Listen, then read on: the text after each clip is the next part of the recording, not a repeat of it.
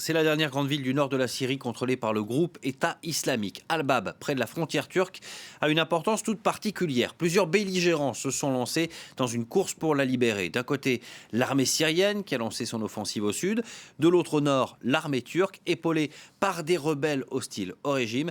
Eh bien, ces derniers ont pénétré dans Al-Bab ces dernières heures. Les jours et les semaines qui viennent pourraient bien donner lieu à une situation inédite depuis le début de la guerre en Syrie. Cécile Adobati.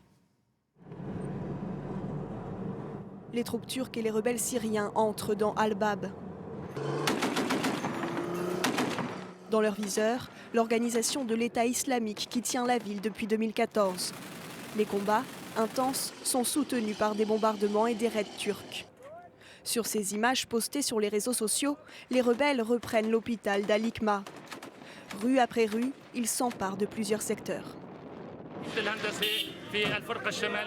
Les ingénieurs sont en train d'enlever les mines posées par les criminels de l'organisation de l'État islamique. Ils n'ont pas planté des arbres, mais des mines. Si Dieu le veut, nous les retirerons toutes. L'armée syrienne et la coalition turco-rebelle se disputent la reprise d'Al-Bab. Les fidèles de Bachar al-Assad sont bloqués à la périphérie de la ville. Ils ont été pris de court par les rebelles. Nous sommes dans la ville d'Al-Bab et si Dieu le veut, dans les prochains jours, les prochaines heures, ce sera la fin de l'organisation de l'État islamique à Al-Bab. Comme nous l'avons promis à nos familles, nous libérerons la ville. Sous pression, les djihadistes ont été contraints ces derniers mois de reculer vers le nord de la Syrie.